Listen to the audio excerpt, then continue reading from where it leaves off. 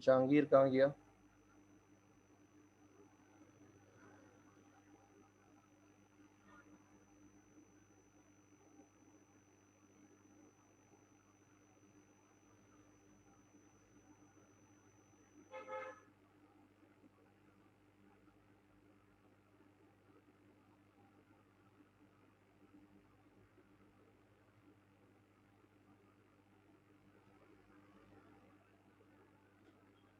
हाँ, जहांगीर आ चुके हैं। अच्छा जहांगीर, यहाँ पे जो है आपका वाटरफॉल मॉडल और आपका इंक्रीमेंटल मॉडल दोनों में डिफरेंस ये है कि आप अपना अगर वाटरफॉल मॉडल को देखा जाए तो वो पूरे सॉफ्टवेयर के ऊपर एक साथ अप्लाई हो रहा होता है। उसके जितने भी मॉड्यूल्स हैं, उसकी जितनी भी रिक्वायरमेंट के फेजेस हैं, जितनी भी चीज़ें हैं, वो सारी एक वक्त में एक पूरा आपका फेज़ कंप्लीट हो रहा होता है। यहाँ पे क्या है, यहाँ पे आप देखोगे कि एक तरीके से मिनी वाटरफॉल मॉडल है। अब हर मॉड्यूल के लिए आप इस वाटरफॉल मॉडल को अप्लाई करते हो। जिससे होता क्या है, आपका जो रिक्वायरमेंट का, प्लानिंग का, डेवलपमेंट का ये जो फेज़ है ये इटरेटिव बन जाता है। तो इसमें होता क्या है कि एक मॉड्यूल के लिए वो सारी चीज़ें कंप्लीट हो जाती हैं, फिर दूसरे मॉड्यूल के लिए, फिर तीसरे मॉड्यूल के लिए।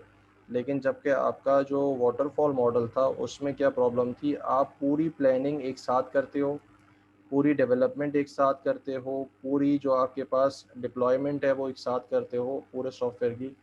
लेकिन इसमें मॉड्यूल बाय मॉड्यूल है, तो दिस इज़ द डिफरेंस। तो यहाँ पे लिखा भी हुआ है कि एक ये तरीके से मिनी वाटरफॉल मॉडल भी कह सकते हैं इसको। ठीक है, आगे चलें।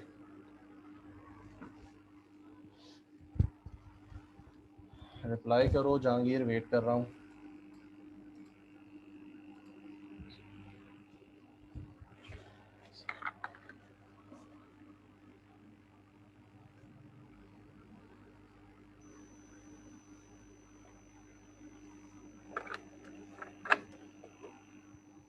Jahangir, between the module dependency हो सकती है। मॉडल कह रहे हो या मॉड्यूल कह रहे हो? दोनों में डिफरेंस है। एक MODEL है मॉडल, एक MUDLE मॉड्यूल है। हाँ बिल्कुल हो सकती है डिपेंडेंसी।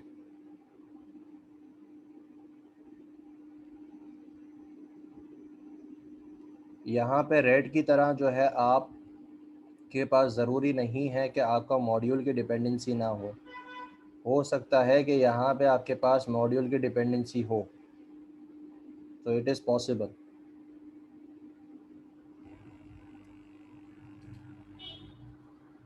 अच्छा, अब इसमें कुछ इसकी एडवांटेजेस हैं, इसको रीड कर लें।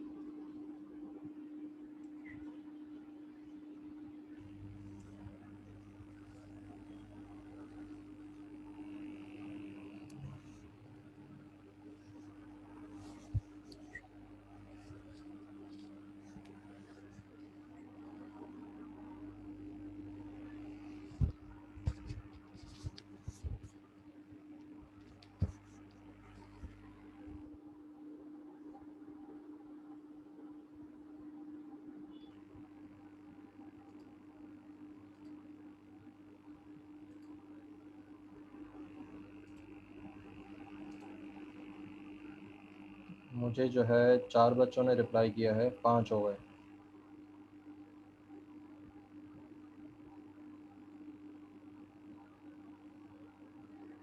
बाकी स्टूडेंट्स रीड कर रहे हैं, अभी भी इतना छोटा जो है इसमें कंटेंट लिखा हुआ है, इसको रीड करने में टाइम क्यों लग रहा है?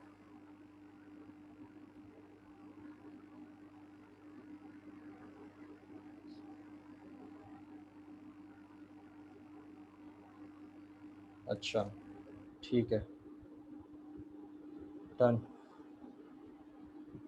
तो इसमें क्या होता है, आपके पास अर्ली यूटिलाइजेशन हो जाती है किस तरीके से कि आपका जो पहला इंक्रीमेंट होता है वो आपके सिस्टम की सबसे क्रिटिकल रिक्वायरमेंट को पूरा कर रहा होता है। क्रिटिकल रिक्वायरमेंट किस तरीके से पूरी हो रही होती है, क्योंकि आपका ये मॉडल जो है इंक्रीमेंटल मॉडल ये चीज़ों को प्रायोरिटाइज करता है, मतलब जो चीज़ें सबसे इम्पॉर्टेंट होंगी उनको सबसे पहले कंप्लीट किया जाएगा, जो चीज़ें लेस इम्पॉर्टेंट होंगी उनको सबसे आखिर में किया जाएगा। तो इस वजह से जैसे ही पहली इंक्रीमेंट कंप्लीट होती है आपकी सिस्टम की सबसे इम्पॉर्टेंट चीज़ जो है वो कंप्लीट हो जाती है। अच्छा, इसमें क्या होता है कि जो अर्ली इंक्रीमेंट्स होती हैं वो एज अ प्रोटोटाइप जो है उसको आप इस्तेमाल कर सकते हो, टेस्टिंग पे दे सकते हो। सपोज़ करें आपने 4 या 5 इंक्रीमेंट्स जो हैं वो आपने कंप्लीट करनी अपने सॉफ्टवेयर की डेवलपमेंट में। अब होगा क्या कि आपका जो ये शुरू की इंक्रीमेंट्स बनी थी उसमें कंप्लीट करते करते आपकी बेसिक सारी चीज़ें जो हैं वो कंप्लीट हो गई। अब उस सॉफ्टवेयर को आप एज अ प्रोटोटाइप दे सकते हो ये कह के कि भाई इसको इस्तेमाल करें। जब तक पूरा सॉफ्टवेयर बनता है तब तक आपकी बेसिक नीड्स जो हैं वो पूरी हो चुकी हैं, आप इसको इस्तेमाल करें। तो वो उसको इस्तेमाल करते करते क्या होगा, उसके अंदर जो आपके पास कुछ आपकी चीज़ें जो रह गई होंगी या कुछ आपकी फॉल्ट्स होंगी वो आपको पता चल जाएंगी। तो एक जगह पे आपका सॉफ्टवेयर डेवलप भी हो रहा होगा, दूसरी जगह पे उसकी प्रोटोटाइप जो है वो एक तरीके से इस्तेमाल भी हो रही होगी। अच्छा, इसके अंदर जो है आपकी प्रोजेक्ट फेलियर, ओवरऑल जो प्रोजेक्ट फेलियर है उसका रिस्क भी बहुत कम होता है। अगर हम वाटरफॉल मॉडल को देखें तो वहाँ पे क्या होगा आपके पास, वहाँ पे जब तक आप एक पूरी डेवलपमेंट करते हो उसके बाद जब आपको पता चलता है कि अब इसमें ये चीज़ भी रह गई है, ये चीज़ बनानी है, तो फिर पता चलता है इसके लिए तो आपने कोई इंटीग्रेशन का स्लॉट छोड़ा ही नहीं। तो होता क्या है कि चांसेस हैं कि आपका सॉफ्टवेयर अब जो आपने इतनी मेहनत की थी, पूरा बनाया था, वो सारा वेस्ट में चला गया, उसको अब आप कंप्लीट नहीं कर सकते। लेकिन इसमें क्या है, इसमें छोटे छोटी लेवल्स पे वाटरफॉल अप्लाई हो रहे हैं। तो हो सकता है कि आपको जब आप बना रहे हों तो उसी वक्त आपका पता चल जाए कि यार इसमें ये रिक्वायरमेंट है, इसकी जो है हम एक तरीके से एनालिसिस करके इसको हम रिस्क को लोअर कर सकते हैं ताकि हमारे पास स्लॉट्स जो हैं बाकी स्लॉट्स को हम फिल कर सकें। तो आपकी इंटीग्रेशन जो है उस नए फीचर की वो इसमें ऐड होना ज़्यादा आसान है। So most crucial and basic services are implemented first, receives multiple testing throughout development। होता क्या है आपके पास, आपकी जो टेस्टिंग है वो उसमें थरोली इम्प्लीमेंट हो रही होती है थ्रू आउट द डेवलपमेंट। तो आपकी जो मोस्ट क्रूशल जो सर्विसेज हैं, जैसे पहले पॉइंट नंबर 1 में बताया गया था, उसमें जो है वो सबसे पहले इम्प्लीमेंट हो जाती हैं। तो लेयर बाय लेयर एक दूसरे के ऊपर जब ये बनता जाता है तो जब आप लेयर 2 को टेस्ट कर रहे होगे तो इवेंचुअली इसके साथ साथ लेयर 1 भी जो है वो टेस्ट हो रही होगी। उसके बाद लेयर 3 जब आप उस पर टेस्ट कर रहे होगे इंक्रीमेंट नंबर 3 को, तो उसके साथ साथ लेयर 2 और लेयर 1 भी आपके पास टेस्ट हो रहा होगा। तो आपके पास एक ही लेयर की बहुत सारी बार टेस्टिंग हो जाती है इस तरीके से। तो और ज़्यादा इसका जो आपके पास कॉन्क्रीटनेस है, रोबस्टनेस है, वो ज़्यादा प्रूफ होता जाता है। अच्छा, इसमें कोई सवाल?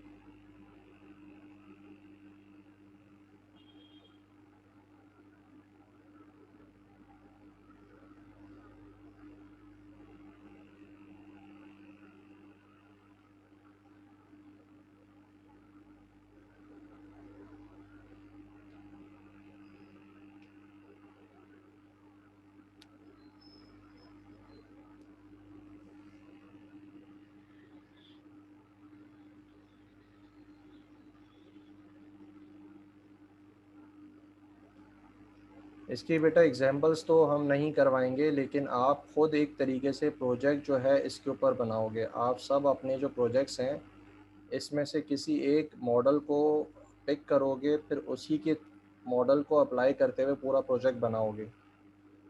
तो हम सारी एग्जांपल्स को तो नहीं कर सकते। आप एक ग्रुप जो है उसको हम एक ही मॉडल करवा सकते हैं, क्योंकि उसी के ऊपर उसको एसआरएस डॉक्यूमेंट बनाना है, प्लानिंग करनी है, आर्किटेक्चर डेवलप करना है, प्रोग्रामिंग करनी है, टेस्टिंग परफॉर्म करनी है, कॉस्ट एनालिसिस करने हैं। तो हर ग्रुप को जो है सारे मॉडल्स नहीं करवा सकते, हर ग्रुप को एक एक मॉडल जो है अपनी पसंद का दे दिया जाएगा। वो उसी मॉडल को यूज़ करते हुए अपना पूरा प्रोजेक्ट जो है उसके ऊपर बनाएंगे।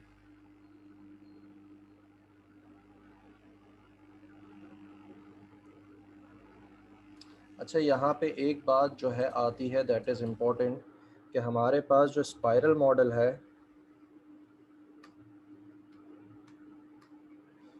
ये वाली बात,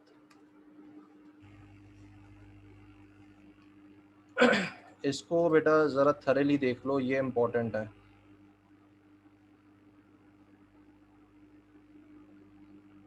3 हो सकते हैं, ना 3 से कम ना 3 से ज़्यादा। इसको बेटा रीड कर लें, ये जो पॉइंट्स हैं इनको रीड कर लो, स्पाइरल मॉडल और इंक्रीमेंटल मॉडल। ये दोनों मॉडल देखने में एक जैसे ही लगते हैं, बातें जब हम करते हैं, डेफिनेशन वगैरह पढ़ते हैं तो उसमें भी ये दोनों सेम लगते हैं। तो इन दोनों के अंदर जो है आपके पास डिफरेंस क्या है, बाउंड्रीज़ क्या हैं हर एक की, उसको रीड कर लें।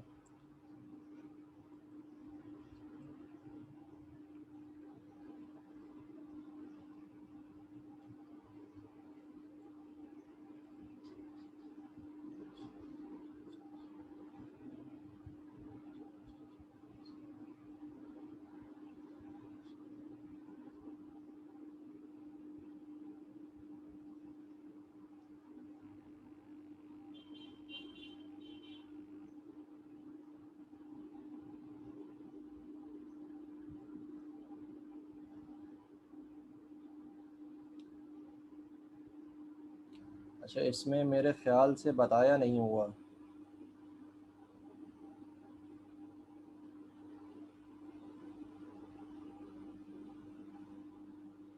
अच्छा, इसमें बेटा इम्पॉर्टेंट पॉइंट जो है वो छोड़ दिया गया है। इम्पॉर्टेंट पॉइंट ये है कि आपका जो स्पायरल मॉडल है इसमें आप प्रीवियस इटरेशन के ऊपर नहीं जा सकते, इंक्रीमेंटल मॉडल के ऊपर आप प्रीवियस इटरेशन में जा सकते हो। इसको जहन में रखें। उसके अलावा इम्पॉर्टेंट चीज़ ये है कि ये बहुत ज़्यादा एक्सपेंसिव होता है, ये लो कॉस्ट होता है। इसके अलावा हाँ, स्पाइरल मॉडल जो है आपके पास लार्ज प्रोजेक्ट्स को हैंडल कर सकता है, लेकिन इंक्रीमेंटल मॉडल जो है वो छोटे प्रोजेक्ट्स के लिए होता है। ठीक है, लेकिन छोटे इतने भी छोटे नहीं कि आप जो है एक कोई प्रोजेक्ट बना के लेके जा रहे हैं अपने बीएस के उसका कोर्स का या ईआरपी के कोर्स का। अच्छे खासे बड़े मॉडल्स, अच्छे खासे बड़े प्रोजेक्ट्स के ऊपर ये अप्लाई हो सकता है, लेकिन अगर आप बहुत जाइगेंटिक सॉफ्टवेयर बना रहे हैं तो उसके लिए स्पाइरल मॉडल जो है बेस्ट रहेगा। अच्छा, यहाँ पे ओवरलैपिंग जो है फेजेस की नहीं हो सकती। अच्छा, ये इसने पॉइंट नंबर 1 जो मैंने बताया था वो इसने पॉइंट नंबर 7 में बताया है कि आप पिछले फेज़ में जो है नहीं जा सकते, इसमें आप पिछले फेज़ में जा सकते हैं। ये जो इम्पोर्टेंट पॉइंट था वो उसने पॉइंट नंबर 7 पे लिखा है। तो इसको मैं लिंक को शेयर कर देता हूँ, उसको रीड कर लो। इसके अलावा भी कुछ आपको पॉइंट्स मिल जाएंगे, तो अगर आप देखना चाहें तो उसको भी देख लें। लेकिन जो इम्पोर्टेंट पॉइंट था वो पॉइंट नंबर 7 है, जो कि इसने, मैं कह रहा हूँ कि पॉइंट नंबर 1 होना चाहिए। इसको ज़रा देख लीजिएगा लिंक को।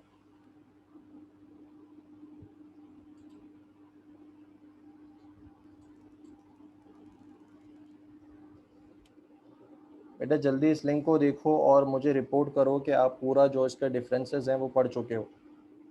सब जो है इस लिंक को चेकआउट करें और सारे डिफरेंसेस को रीड करके मुझे बताएं कि आपने कंप्लीट कर लिया है।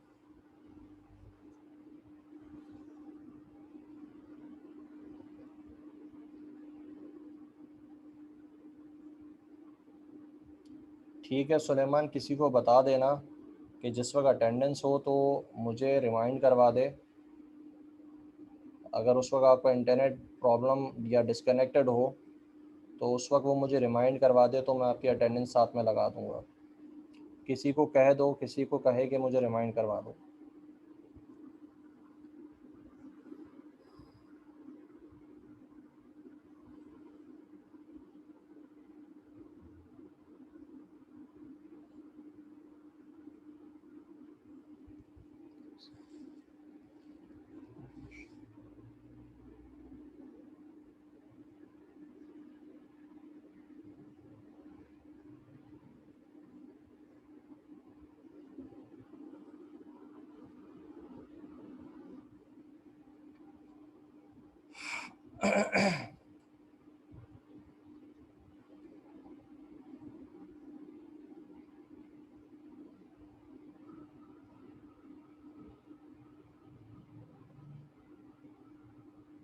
अच्छा, अब इसके डिफरेंसेस बेटा क्यों पढ़ा रहे हैं वो उसको देखने के लिए ज़रा इसको देखो। इवोल्यूशनरी मॉडल्स जो हैं आपके पास, उसके अंदर स्पाइरल और इंक्रीमेंटल दोनों आता है। तो इस वजह से इनके डिफरेंसेस पढ़ा रहा हूँ, बाकी मॉडल्स के डिफरेंसेस इसलिए नहीं पढ़ा रहा क्योंकि वो बहुत ज़्यादा वाज़ा हैं, एक दूसरे से किस तरीके से डिफरेंट है वो क्लियरली विजिबल है। लेकिन इवोल्यूशनरी मॉडल्स के अंदर ही स्पाइरल मॉडल और इंक्रीमेंटल मॉडल दोनों आता है, तो इसलिए इनके बीच में बहुत बारीक से डिफरेंसेस हैं। तो इसलिए सिर्फ इन्हीं के डिफरेंसेस पढ़ा रहा हूँ। अब ये स्लाइड्स में इंक्लूडेड नहीं है क्योंकि किसी और टीचर की स्लाइड है, लेकिन मुझे मेरे हिसाब से आप लोगों को डिफरेंसेस जो हैं ये पता होने चाहिए दोनों के बीच में। यहाँ पे ज़रा स्क्रीन पे देख लें मैं क्या बात कह रहा हूँ, वो आपको क्लियर हो जाएगी। ये बात समझ में आ गई मैं क्यों इसके डिफरेंसेस पढ़ा रहा हूँ और बाकी मॉडल्स के डिफरेंसेस क्यों नहीं पढ़ा रहा।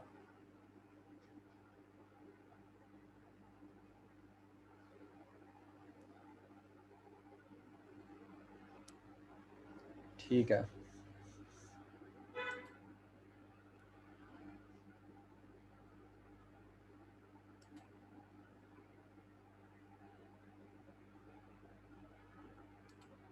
अब इसके अंदर जो है हम इंक्रीमेंटल मॉडल के एडवांटेजेस देख चुके। अब आपके पास यूनिफाइड प्रोसेस मॉडल आ जाएगा। यूनिफाइड प्रोसेस मॉडल क्या है इसको रीड करो।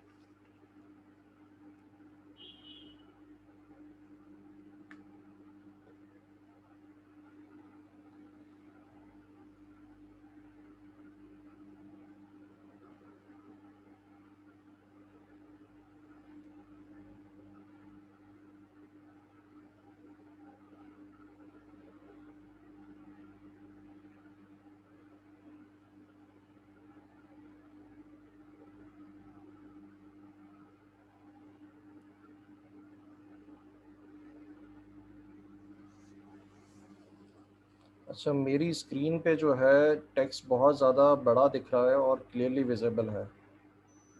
आप लोगों के पास जो स्क्रीन शेयर हो रही है उसमें टेक्स्ट विजिबल नहीं है, एक स्टूडेंट कह रहा है, ऐसा सबके साथ है?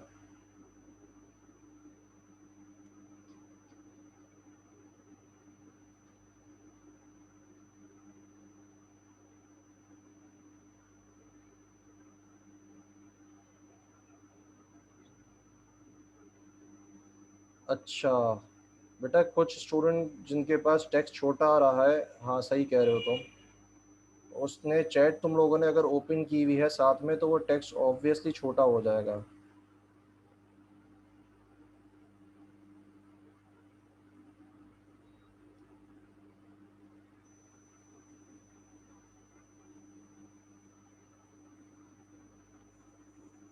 बेटा जिस वक्त सवाल करना हो उस वक्त चैट खोल लो, उसके बाद जब सवाल कंप्लीट हो जाए तो चैट बंद कर दें।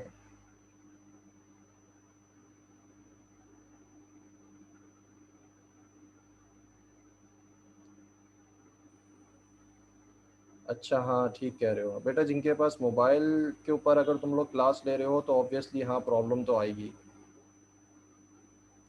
मेरे जहन में नहीं आई ये बात कि जो है आप मोबाइल से क्लास ले रहे होगे। आई थॉट के सारे पीसी से ले रहे हो। तो बेटा मैं अगर मोबाइल से ले रहे हो तो मैं फिर अगर बड़ा भी कर लूँ इसको, वो प्रेजेंटेशन पे भी डाल दूँ तो ज़्यादा फ़र्क नहीं पड़ेगा। अच्छा जूम हो जाता है, हाँ तो जब जूम हो जाता है तो क्या प्रॉब्लम है।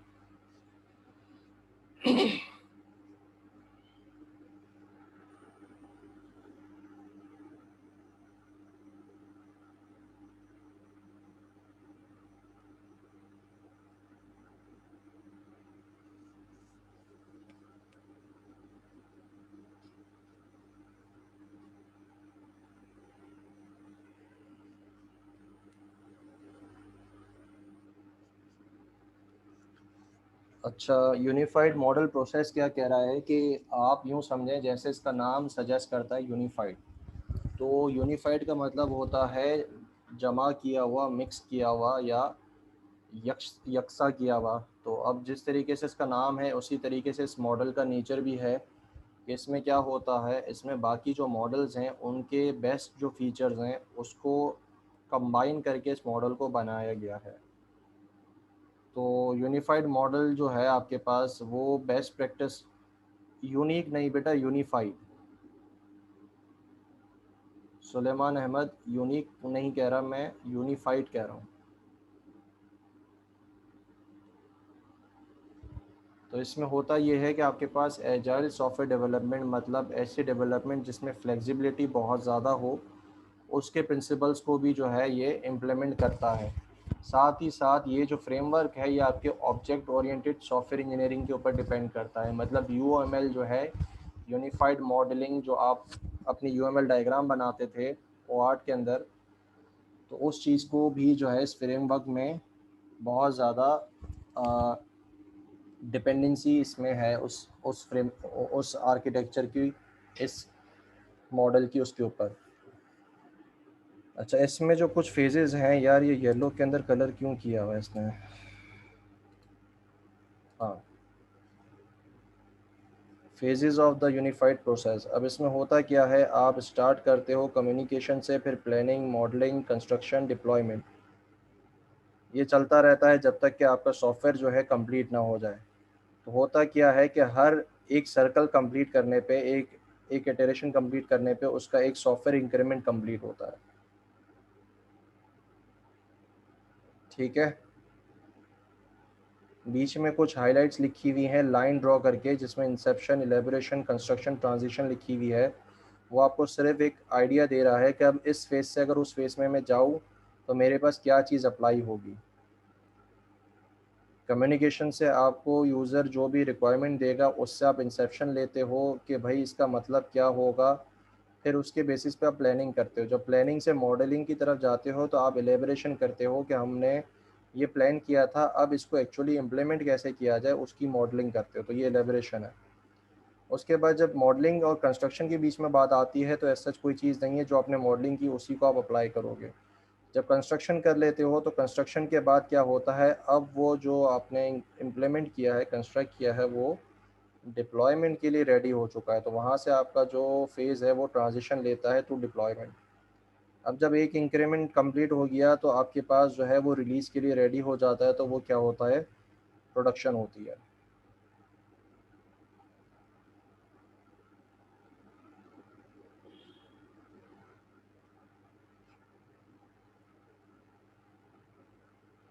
ठीक है, सवाल कोई इससे रिलेटेड।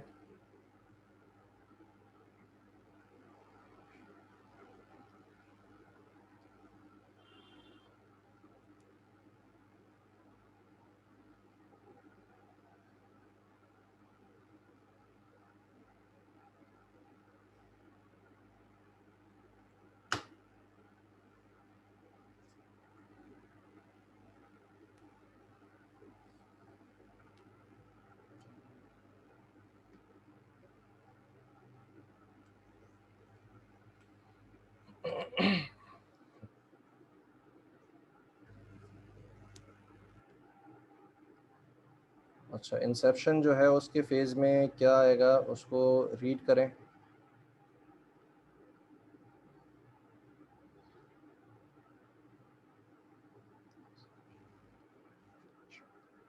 यहाँ से जो इंसेप्शन है उसके बारे में ये बात कह रहा है।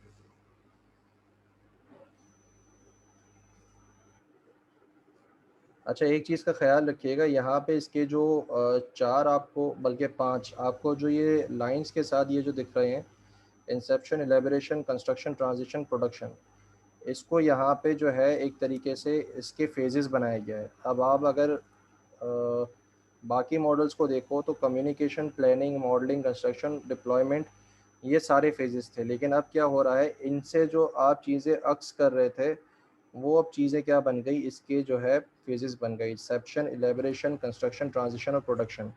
तो यहाँ पे भी यही होगा, इंसेप्शन होगा, इलेबोरेशन होगा, कंस्ट्रक्शन होगा, ट्रांजिशन होगा और फिर प्रोडक्शन होगा। तो अब इसके फेजेस जो हैं वो ये बन जाएंगे। तो आप इसको यूँ समझें कि इसने क्या करा, कम्युनिकेशन और प्लानिंग को मिक्स करके इंसेप्शन बनाया, प्लानिंग और मॉडलिंग को कंबाइन करके इलेबोरेशन बनाया, कंस्ट्रक्शन को अलग रखा, कंस्ट्रक्शन और ट्रांजिशन को मिला के कंस्ट्रक्शन और डिप्लॉयमेंट को मिला के ट्रांजिशन बनाया और फिर एट द एंड प्रोडक्शन। ये बात समझ आ गई?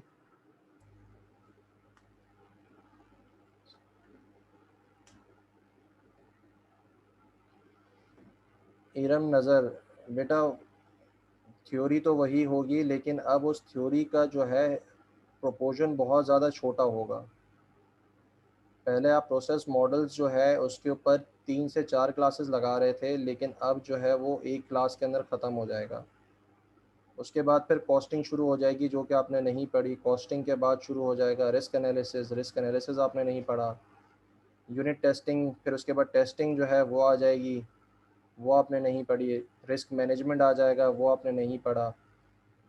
तो ये शुरू का पार्ट इसलिए आपको ओवरलैप कर रहा है क्योंकि ये चीज़ें इंपॉर्टेंट हैं, बेसिक क्लियर हो जाएंगे तो आप फिर जब आगे जाओगे तो इसी के ऊपर बाकी सारे टॉपिक्स जो है वो डिपेंडेंट हैं।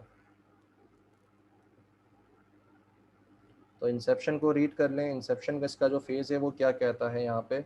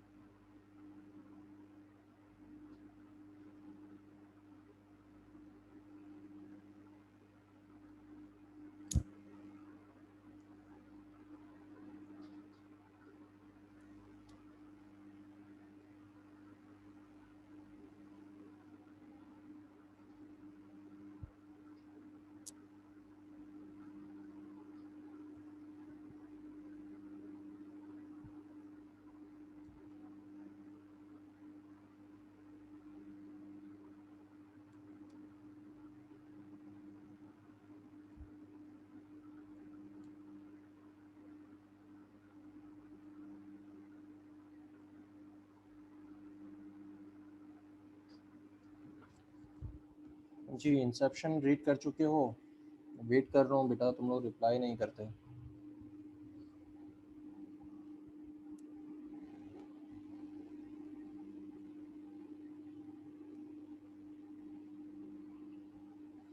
अच्छा, इसमें क्या होता है, इंसेप्शन में आपके पास कस्टमर की जो कम्युनिकेशन है और जो प्लानिंग एक्टिविटीज़ हैं, इन दोनों को जमा करके जो है इसमें इंक्लूड किया जाता है।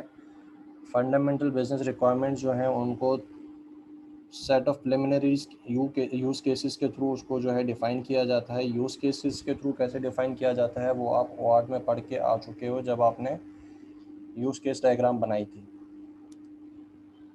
ठीक है, फिर उसके बाद सीक्वेंस डायग्राम बनाई थी और रिस्पेक्टिव जो आपने चीज़ें करी थी वो सारा इसमें आ जाता है।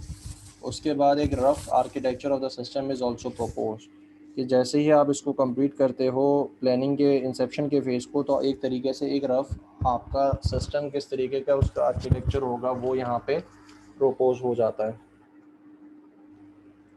अब एलेब्रेशन को रीड कर लें।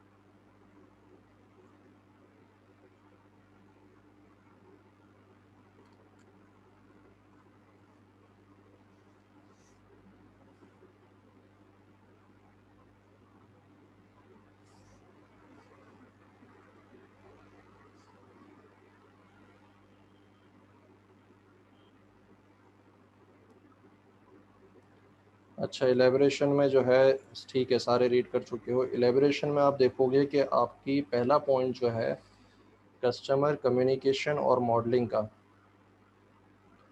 उसमें जो है ये पॉइंट आपके पास इंसेप्शन में भी था। अब इंसेप्शन और एलेब्रेशन में ये पॉइंट ओवरलैप क्यों कर रहा है, क्योंकि आपके पास अगर हम डायग्राम को यहाँ पे देखें तो जो कम्युनिकेशन है और प्लानिंग है उसको मिक्स करके आपके पास इंसेप्शन बन रहा है। इसी तरीके से प्लानिंग और जो मॉडलिंग है उसको मिक्स करके एलेब्रेशन आ रहा है। तो यहाँ पे जो ओवरलैप करने वाला आपका फेज़ है वो प्लानिंग का था, तो इस वजह से ये पॉइंट यहाँ पे दोबारा रिपीट हो रहा है। तो आपको कुछ चीज़ें जो है, बल्कि 90% ऑफ द चीज़ें इसमें रिपीट होती हुई दिखेंगी। लेकिन अब यहाँ से क्या हो रहा है, स्टेप नंबर 2, पॉइंट नंबर 2 से अब आपने जो प्रिलिमिनरी यूज़ केसेस बनाए थे अब उनको एक्सपेंड करने की बारी आ जाएगी। शुरू में आपने इंसेप्शन में सिर्फ उनको विविडली डिफ़ाइन किया था, अब यहाँ पे उनको एक्सपेंड करने की बारी आ जाएगी और उनको मज़ीद रिफ़ाइन करने की बारी आ जाएगी। एक्सपेंड करते वक्त जो है आप आर्किटेक्चरल रिप्रेजेंटेशन का भी ख्याल रखते हो और उसको 5 डिफरेंट व्यूज़ ऑफ जो है उसमें आप दिखा सकते हो। तो पहला व्यू कौन सा है, यूज़ केस मॉडल, दूसरा एनालिसिस मॉडल, तीसरा डिज़ाइन मॉडल, इम्प्लीमेंटेशन मॉडल और फिर डिप्लॉयमेंट मॉडल। तो कुछ केसेस में आपके पास जो है एक आर्किटेक्चरल बेस लाइन आ जाती है। एलेबरेशन जो है जैसे कंप्लीट होता है तो आपके पास एक आर्किटेक्चरल बेस लाइन आ जाती है, जिसको हम फर्स्ट कट एग्जीक्यूटेबल सिस्टम भी कहते हैं। मतलब आपके पास बेसिक मेरा जो सिस्टम है उसके बेसिक फीचर्स के